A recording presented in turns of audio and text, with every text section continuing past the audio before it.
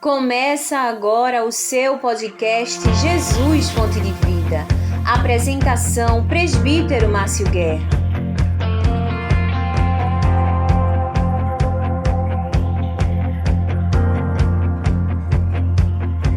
Volta ao seu programa Jesus Fonte de Vida e com a nossa irmã Elisângela. Ela que no bloco passado, muitas emoções, daqui a pouco tem mais. Mas agora a gente sai das crianças e vai para a adolescência. E como é que foi essa mudança de caminho? De criança é uma coisa, vem para a adolescência. Presbítero, assim que eu saí das crianças, eu acredito que na faixa de 11 para 12 anos, acho que 12 anos já tenha sido batizada nas águas. Fui batizada nas águas com 11 anos e 6 meses, eu ainda não tinha 12. Como é que deu essa vontade, ainda criança? Como eu já era batizada com o Espírito Santo, eu já estava para entrar na união de adolescentes. Naquela época era só os adolescentes, não tinha união ainda, né? Então assim, me bateu aquela vontade. Eu acho que eu era uma criança, mas que na minha mente eu acho que eu já tinha uma responsabilidade muito forte de cristã, desde muito cedo, né? Então, aí disseram, não, só pode ser batizado com 12 anos. Aí a gente falou com o presbítero Aderson Rocha, na época. Ele dizia, não tem problema, a gente fala com o pastor e você vai ser batizada nas águas. E assim foi, 11 anos e 12 meses. E aos 12 anos eu já entrei no Shalom. Quando tu se batizou, tu tinha noção, naquela época, da responsabilidade?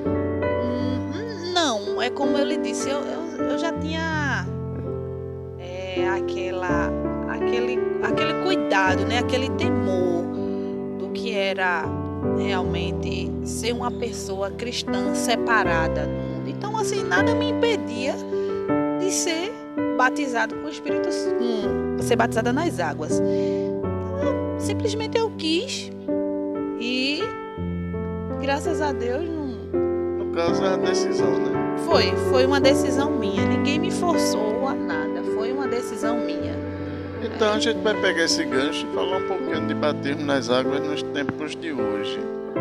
Porque tem tanta gente que não quer se batizar ou tem receio de se batizar nas águas. Estamos apresentando o podcast Jesus Fonte de Vida.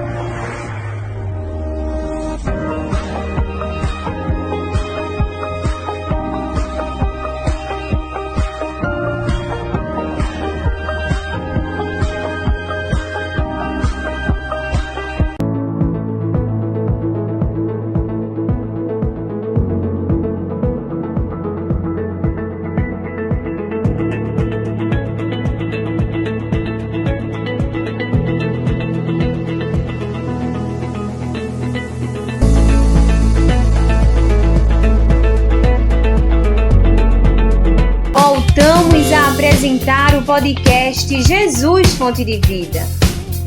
Pois é, presbítero, eu mesmo não entendo, né? Porque comigo foi realmente totalmente diferente. E eu acredito que é por conta da responsabilidade que o Senhor ele já tinha traçado, né, para a minha vida, e desde muito nova eu já tinha esse pensamento, né, de servir ao Senhor no louvor, era uma coisa que eu sempre gostei. E até hoje eu não entendo como pessoas chegam na fase adulta, podemos dizer assim, depois dos 18 anos e não tem vontade nenhuma de se batizar nas águas. Eu não sei qual é o medo, o que realmente acontece, porque quando a gente sabe que nós temos essa consciência de que somos cristãos, que somos separados, então, desde esse pensamento, a gente já sabe, né, do que é certo e o que é errado. Eu acho que eu não sei nem lhe explicar. Mas para quem ainda tem dúvida, batismo não é apenas sentimento, é uma decisão que nasce no coração de quem serve a Deus, e essa decisão deve ter aqueles que têm um compromisso com Deus, porque lembre-se, o batismo nas águas representa uma confissão pública de que você agora é de Deus e que você passa a ter um compromisso maior no reino de Deus. Muito bem, e após isso aí chega no Shalom. Já entrei na despedida da nossa regente irmã Raquel Maciel e o irmão Sandro, né, que é o esposo da nossa irmã Micheline. Ele também se despediu e por ali comecei. E aí foi com o irmão Magno, a irmã Laurineide, né, minha amigona, e a gente aprendeu muita coisa junto nessa trajetória de Shalom.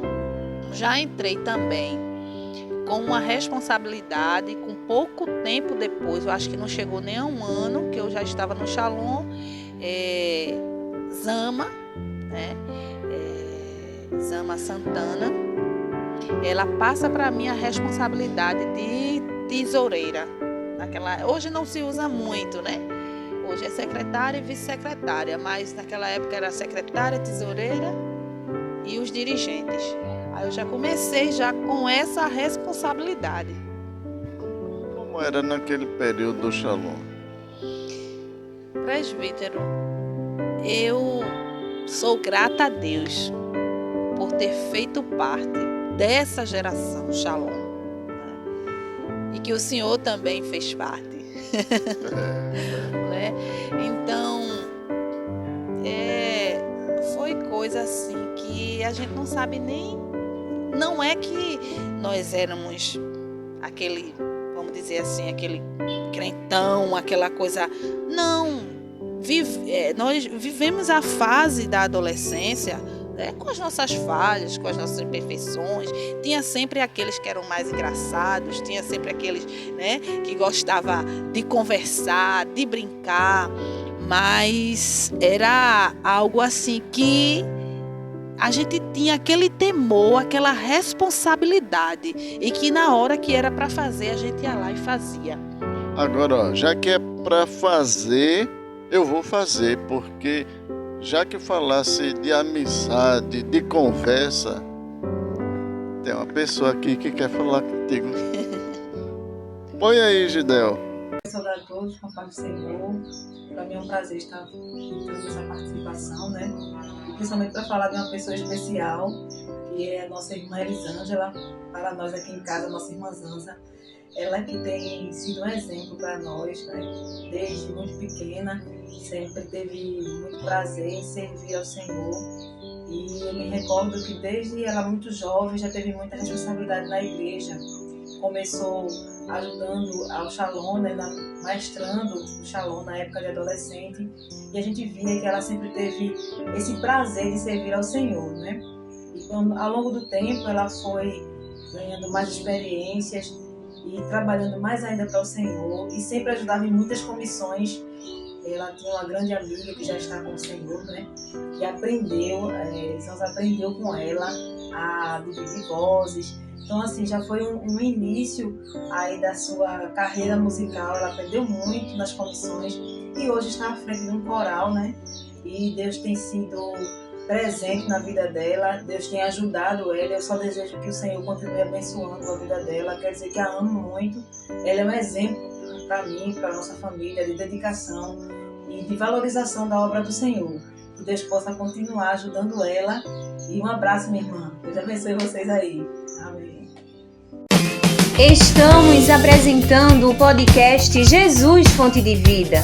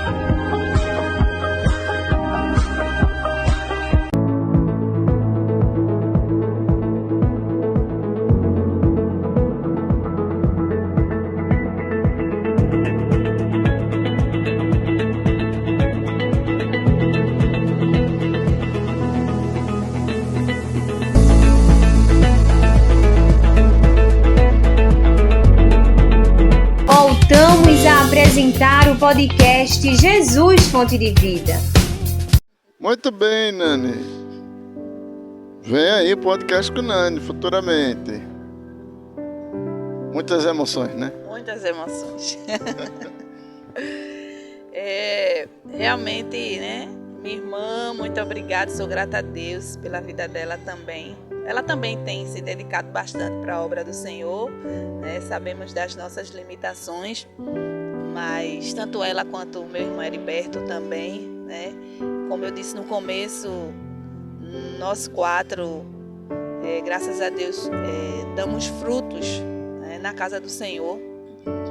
Então ela falou de uma pessoa para mim muito querida, né? Que muita coisa do que eu aprendi foi com ela. Muita coisa. E já fazem, eu acredito que de 7 a 8 anos que Jesus aguardou, mas a gente ainda sente muito. Eu ainda sinto muito a falta dele e aprendi muita coisa com Zama, né? Zama, desde muito cedo, sempre foi esforçada na obra do Senhor. E a gente criou aquela amizade desde o Shalom. Ela passou um período com a gente no Shalom. E ela me levava, né? Zanzinha, vamos comigo para um ensaio da comissão tal. E eu ia com ela. Eu, acho que uns 13, 14 anos de idade. E chegava lá, ela, mesmo sem saber música, partitura, mas tinha uma percepção musical muito boa, ela. E ela começava a dividir as vozes, na comissão. Botava soprano e contralto. Dizia, olha, você vai aprender o contralto. E muitas vezes eu ia lá para casa de Irmã Teresa e ela passava para mim a voz, para quando fosse, né, no ensaio, a gente já está sabendo para ajudar as irmãs. E muito do que eu hoje sou, eu devo, né, a esta amiga que Deus colocou na minha vida, né? Sou muito agradecida a Deus, porque foi ali que eu comecei a desenvolver, né? Comecei a criar também uma percepção musical, de ouvir, de tirar a segunda voz, né? Pegar a primeira voz, tirar a segunda voz. E ela me colocava na frente das comissões para reger. Zanzinha, você vai reger tal? E eu disse, não, me deixe cantando. Não, mas você vai reger, dá para você reger. E fui muito para a usina, fui muito para Açudinho, Três Marias, Vassouras. E teve um período que ela estava com 8 comissões. Ela terminava a festa de uma, já entrava na festa de outra.